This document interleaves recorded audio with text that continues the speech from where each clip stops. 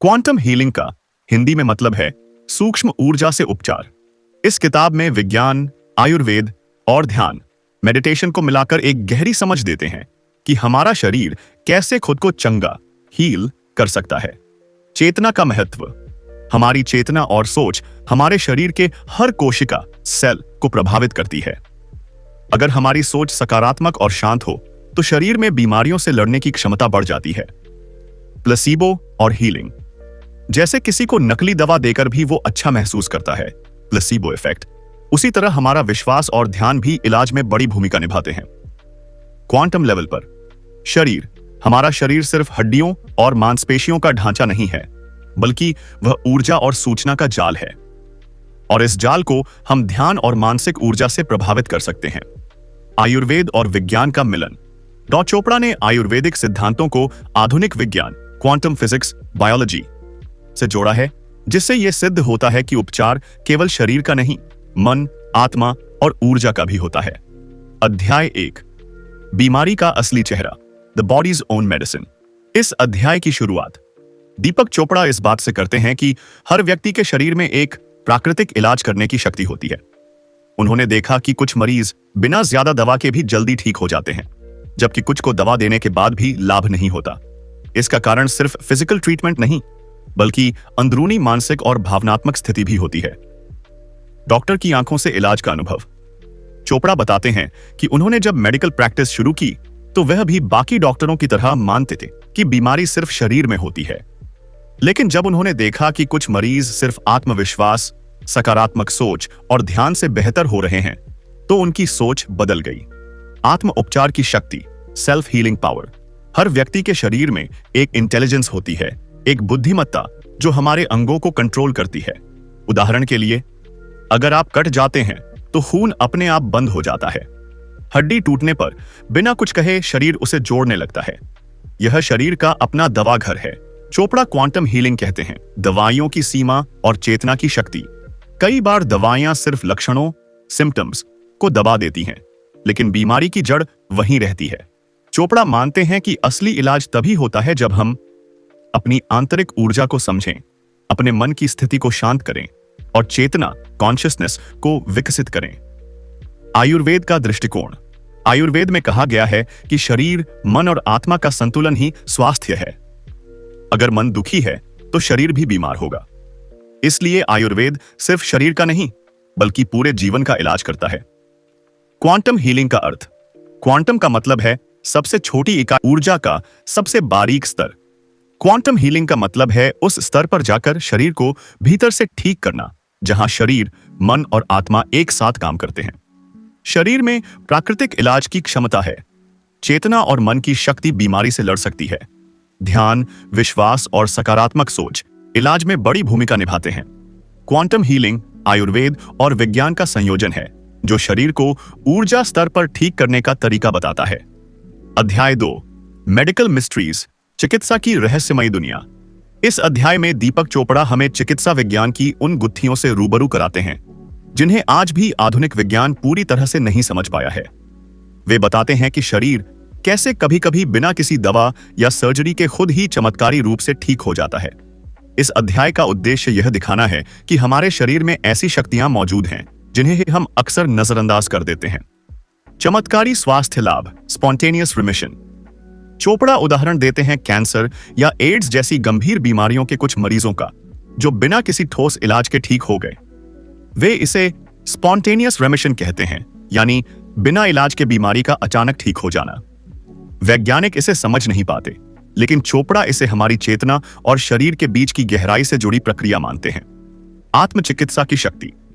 लेखक का मानना है कि हमारे शरीर में बुद्धिमान चेतना होती है जो हमेशा शरीर को संतुलन में रखने की कोशिश करती है। जब हम मानसिक, भावनात्मक और शारीरिक रूप से शांत होते हैं तो यह चेतना सक्रिय होकर हमें ठीक करने में मदद करती है। पूर्वी और पश्चिमी चिकित्सा का अंतर।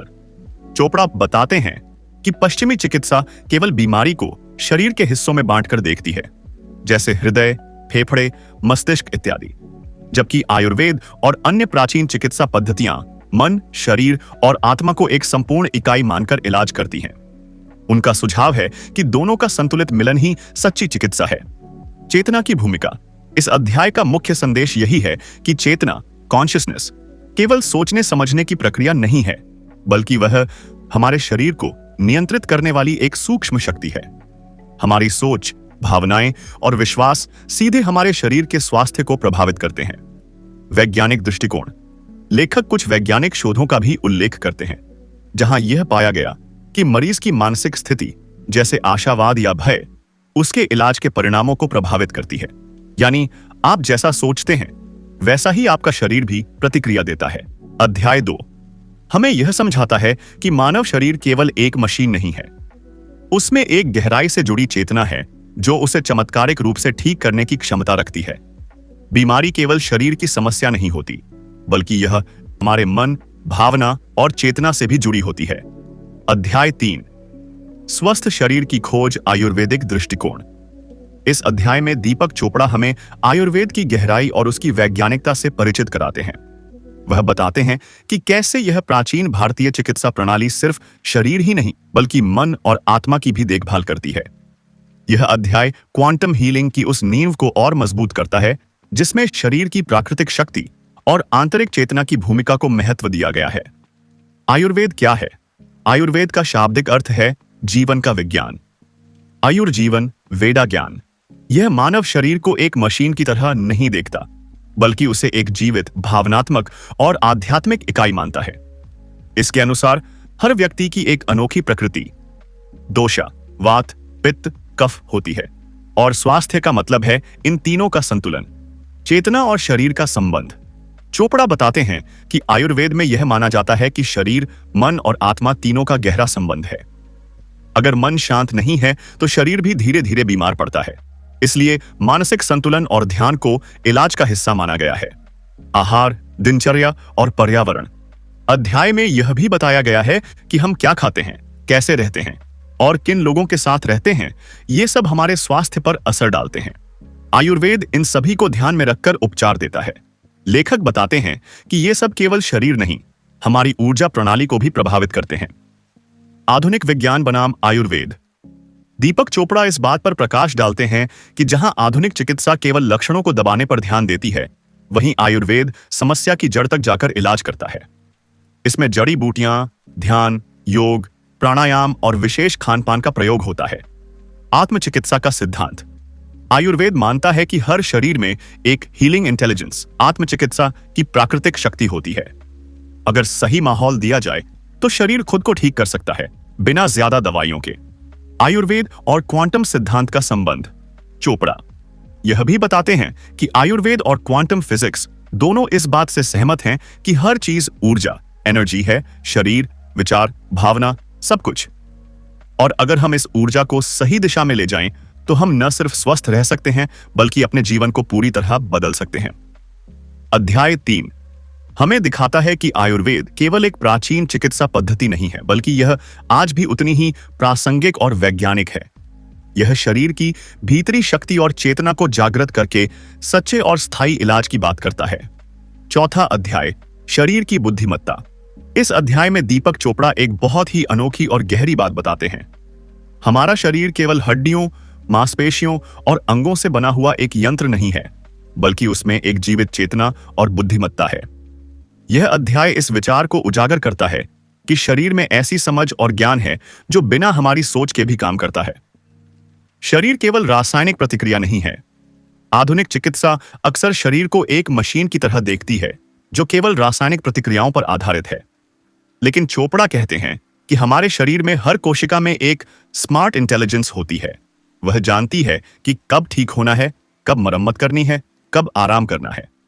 उदाहरण के लिए, अगर आप अपनी त्वचा काट लेते हैं तो वह अपने आप ठीक हो जाती है। यह शरीर की अंदरूनी बुद्धिमत्ता का ही प्रमाण है। कोशिकाएं सोचती हैं। यह अध्याय यह समझाने की कोशिश करता है कि हमारी हर कोशिका, सेल, एक तरह से सोच सकती है, महसूस कर सकती है और प्रतिक्रिया दे सकती है। वे केवल रसायनों के प्रभाव से नहीं चलती, वे शरीर के वातावरण, भावनाओं और मानसिक स्थिति से भी प्रभावित होती हैं। डीएनए और आत्मनियंत्रण। हमारे डीएनए में सिर्फ शारीरिक जानकारी नहीं होती, बल्कि वह एक तरह का केंद्र है जो शरीर की सारी क्रियाओं को नियंत्रित करता है। लेकिन चोपड़ा का कहना है कि डीएनए को भी हम बदल सकते हैं। अपने विचारों, भावनाओं खान पान, ध्यान और ध्यानपूर्ण जीवन शैली से। शरीर का जवाब देने वाला स्वभाव। जब हम चिंता में रहते हैं तो शरीर में तनाव बढ़ता है। जब हम शांत रहते हैं तो शरीर भी संतुलित और स्वस्थ रहता है। इसका मतलब है कि शरीर हमारे मन और भावनाओं के अनुसार काम करता है। अगर हम लगातार नकारात्मक सोचते हैं तो इम्यून सिस्टम कमजोर हो जाता है। अगर हम ध्यान करते हैं और सकारात्मक भावनाओं में रहते हैं तो शरीर में खुद ब खुद सुधार होने लगता है। हीलिंग और शरीर की आत्मरचना। चोपड़ा कहते हैं कि शरीर हर 7 साल में खुद को पूरी तरह से बदल देता है। मतलब हमारी हड्डियां, खून, त्वचा सब कुछ समय के साथ नया बनता है। इसलिए अगर हम अपनी सोच और जीवन शैली बदलें तो हम खुद को नई ऊर्जा और स्वास्थ्य के साथ फिर से बना सकते हैं। शरीर और मन का गहरा संबंध। यह अध्याय एक बार फिर हमें यह याद दिलाता है कि मन और शरीर एक दूसरे से अलग नहीं है। जब मन बदलता है, शरीर भी बदलता है। यह बदलाव केवल मानसिक या आध्यात्मिक नहीं बल्कि भौतिक रूप से भी होता है। यह अध्याय इस विचार को पुष्ट करता है कि शरीर की बुद्धिमत्ता कोई कल्पना नहीं बल्कि एक वास्तविक वैज्ञानिक और आध्यात्मिक सिद्धांत है। अगर हम अपने शरीर की इस बुद्धिमत्ता को पहचानें, उसका सम्मान करें और उसे सही जीवन शैली दें तो चमत्कारिक रूप से उपचार संभव है बिना बाहरी दवाओं के भी। चैप्टर 5, चेतना का विज्ञान। इस अध्याय में दीपक चोपड़ा हमें यह समझाने की कोशिश करते हैं कि चिकित्सा, हीलिंग की असली शक्ति हमारे चेतन मन, कॉन्शियसनेस से आती है। वे कहते हैं कि हमारा शरीर केवल एक भौतिक संरचना नहीं है बल्कि यह उस चेतना का प्रतिबिंब है जो हमें जीवित रखती है। जब हम अपनी चेतना को बदलते हैं तो शरीर भी बदलने लगता है। चेतना क्या है? चेतना यानी अवेयरनेस, वह शक्ति जो हमें महसूस करने, समझने, अनुभव करने और प्रतिक्रिया देने की क्षमता देती है। यह कोई एक जगह स्थित नहीं होती बल्कि शरीर और मन के हर हिस्से में फैलती है। दीपक चोपड़ा बताते हैं वह तय करती है कि शरीर कैसे प्रतिक्रिया देगा, चाहे वह बीमारी हो, दर्द हो या सुधार। आधुनिक विज्ञान बनाम प्राचीन दृष्टिकोण। आधुनिक विज्ञान चेतना को केवल मस्तिष्क की गतिविधि मानता है। वेदांत और आयुर्वेदिक दर्शन चेतना को शुद्ध आत्मा और ब्रह्मांडीय शक्ति मानते हैं। चोपड़ा इन दोनों को जोड़ते हैं और कहते हैं कि दोनों दृष्टिकोण सही हो सकते हैं यदि हम मन और शरीर को एक माने। ध्यान और जागरूकता का प्रभाव। जब हम ध्यान, मेडिटेशन करते हैं तो हमारी चेतना शुद्ध होती है। इसका असर सीधा शरीर पर पड़ता है। दिल की धड़कन शांत होती है, मांसपेशियों में तनाव कम होता है, शरीर में हीलिंग प्रोसेस तेज हो जाती है। चोपड़ा बताते हैं कि ध्यान केवल मानसिक क्रिया नहीं बल्कि यह शारीरिक उपचार की कुंजी भी है। प्लेसिबो इफेक्ट का रहस्य। प्लेसिबो इफेक्ट यानी जब कोई नकली दवा भी शरीर को ठीक कर देती है केवल इस विश्वास से कि वह असली है। चोपड़ा इसे चेतना की शक्ति से जोड़ते हैं। अगर हम खुद पर विश्वास करें तो केवल विचार और उम्मीद के बल पर भी शरीर सुधार दिखा सकता है। चेतना की 3 अवस्थाएं। जागृत अवस्था, वेकिंग कॉन्शियसनेस, हमारी सामान्य सोच और अनुभव की स्थिति। स्वप्न अवस्था, ड्रीमिंग स्टेट, हमारी कल्पनाओं और भावनाओं की स्थिति। गहन नींद, डीप स्लीप, प्योर अवेयरनेस, जहां केवल शुद्ध चेतना बचती है और यहीं से हीलिंग शुरू होती है। जब हम ध्यान में गहराई तक जाते हैं तो हम तीसरी अवस्था से जुड़ते हैं जो शरीर को गहराई से संतुलन देती है। हीलिंग चेतना, शरीर का संवाद। चोपड़ा बताते हैं कि जब हम अपनी चेतना को शांत, सकारात्मक और जागरूक बनाते हैं तो शरीर हर तरह की गड़बड़ी को खुद ब खुद सुधारने लगता है। इसलिए बीमारी के इलाज में केवल दवा ही नहीं बल्कि मानसिक और आध्यात्मिक जुड़ाव भी जरूरी है।